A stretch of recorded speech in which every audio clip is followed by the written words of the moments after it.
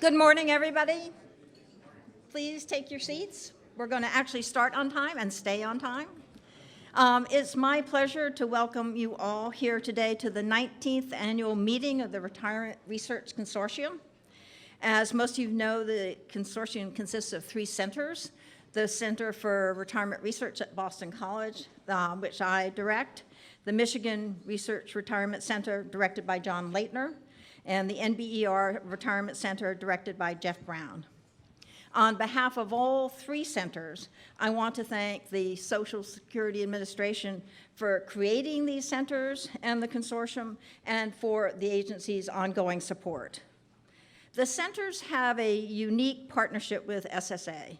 SSA faces many demands from policymakers for research that provides an evidence base for decisions. The agency also faces pressing questions regarding operational priorities, including both program design and implementation. These research demands exceed SSA's own internal capacity, and it looks to the consortium for support. At the same time, the consortium researchers have the opportunity to apply their skills and techniques and their magic to policy-relevant research. And it's really fun, I think, to work on stuff that people care about.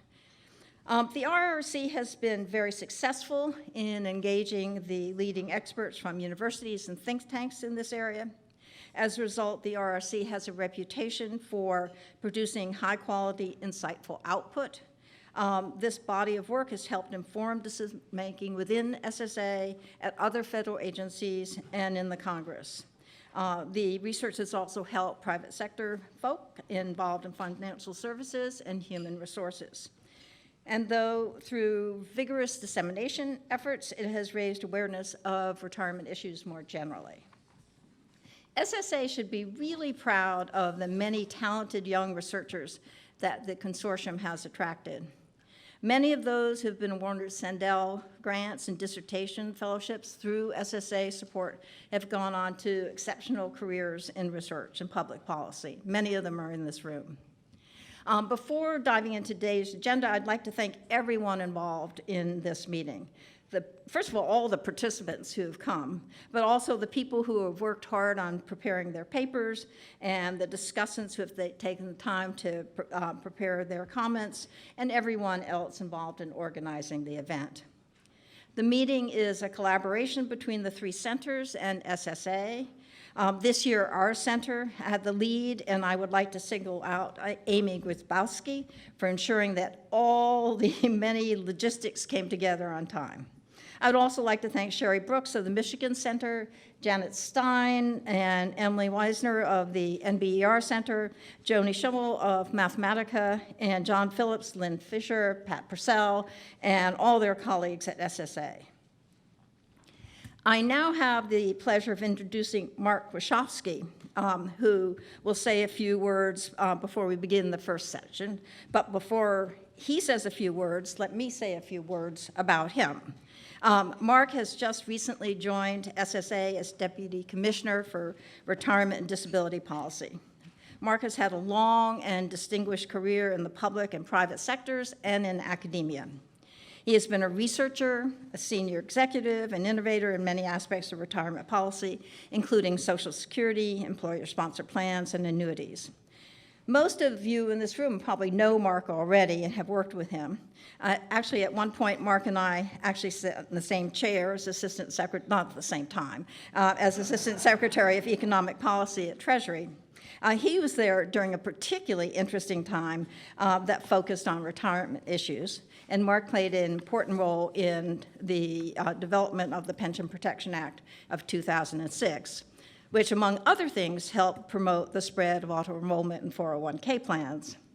This legislation is particularly notable for the audience in this room because the PPA's provision on auto-enrollment were built partly on findings from Bridget Madrian, David Leifson, James Choi, and all those colleagues who work with them on the papers.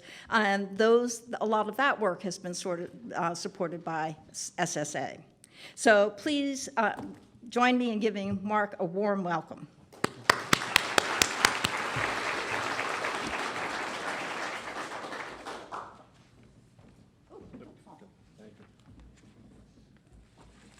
Thank you, Alicia, for that very kind introduction. I appreciate the opportunity to say a few words here.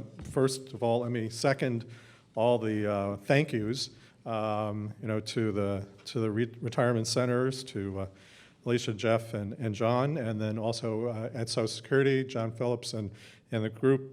This is a big deal. So certainly a big deal for Social Security, and it's it is obviously a big deal for the retirement centers because it's the showcase opportunity to show what we've done and to share at least preliminary results. What I like about the conference is that it's not necessarily finished products, so it gives a real opportunity for people to comment and offer suggestions. And yesterday, for example, was the Disability Research Center Day, and I was very impressed with the papers, and in particular, they were very policy relevant, which is really the whole point. It's a fine line between policy relevance and policy advocacy, and we don't do advocacy in this program, but policy relevance is what we do, and it's an art almost to sort of get that right. So we appreciate that's the goal of what we're doing. As Alicia said, this is a unique program.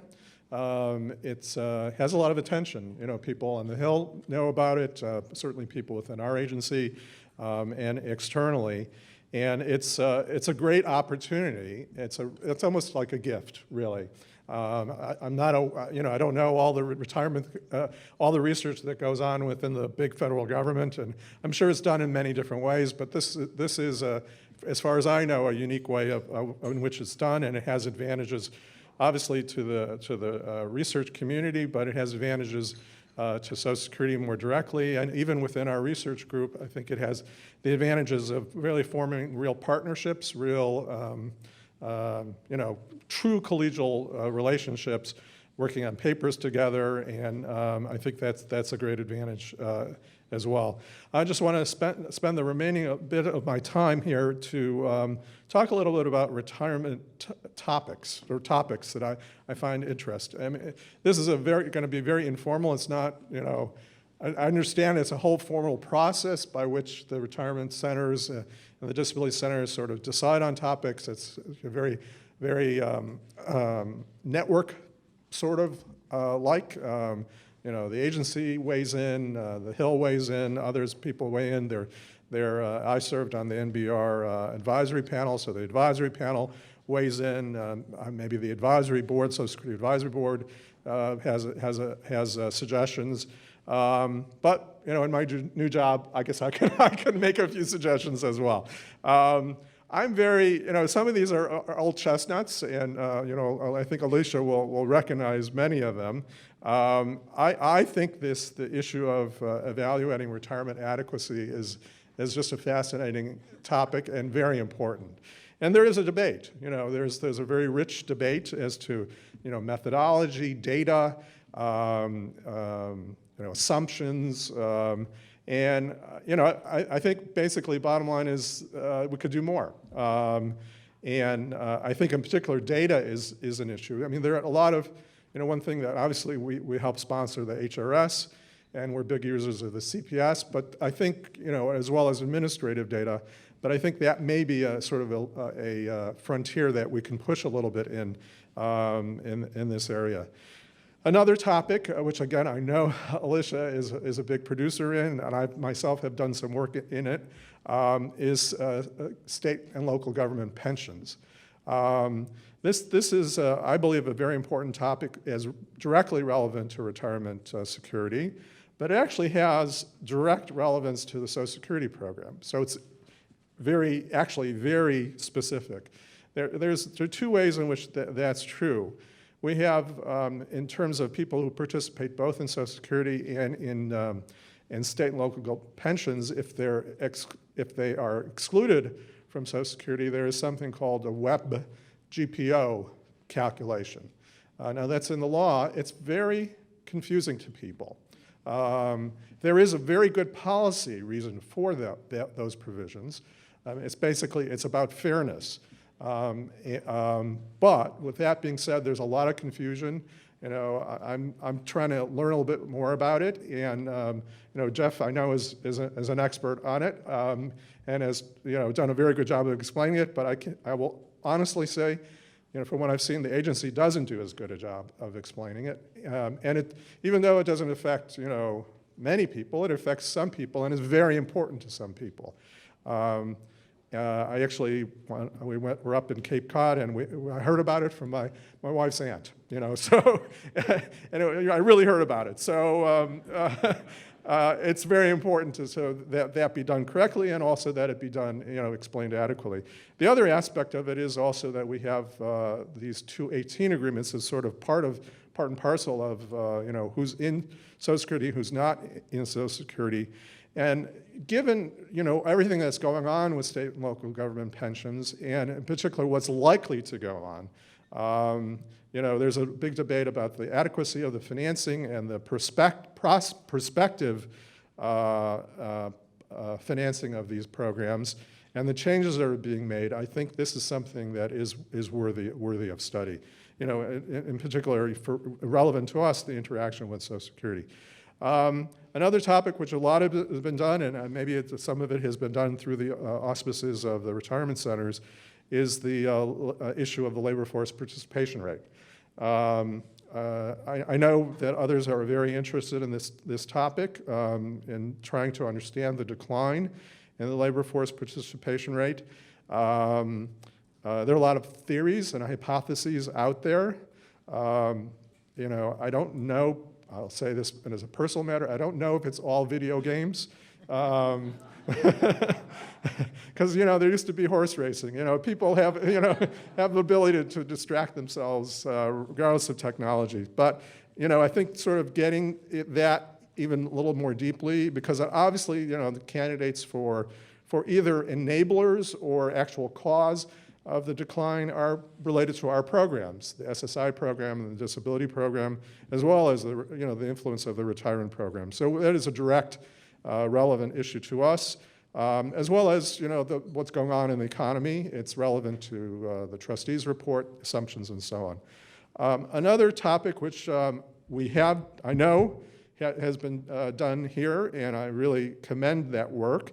It's in a way, it's a little narrower, but it's really important, and that's this. I'll just say it's the statement, the Social Security statement, which is available online. It's currently been sent out mailing. It used to be mailed to everybody. Now it's mailed to people above age 60, which is a budget issue. But in terms of the content of the statement, in terms of the nature of the numbers that are put in the statement, the accuracy and relevance of the information which is provided. I mean, this is part of a bigger issue of, I guess you could call it financial literacy, but it's a sort of bigger issue of how we help people prepare for retirement and how we provide that information. I think even from a somewhat more narrow agency perspective, it could also be used as a tool to help in the administration of the program in terms of providing the right information at the right time so that we sort of make an efficient use of the really scarce resources the agency has, in the field offices and on the phones. So if we can use the statement, effectively in the process and in the flow of work, I think it'd be very helpful. And then let me conclude with one final topic, and that is disability. It's both on DI and SSI. One little, I guess it's almost a personal peeve I have is, the agency obviously has a very technical and very specific definition because it's a legal definition. And it's enormously complex, and it has a history and rationale and so on. I would find it very helpful, and I've asked a couple of researchers about it, and I've gotten sort of different answers.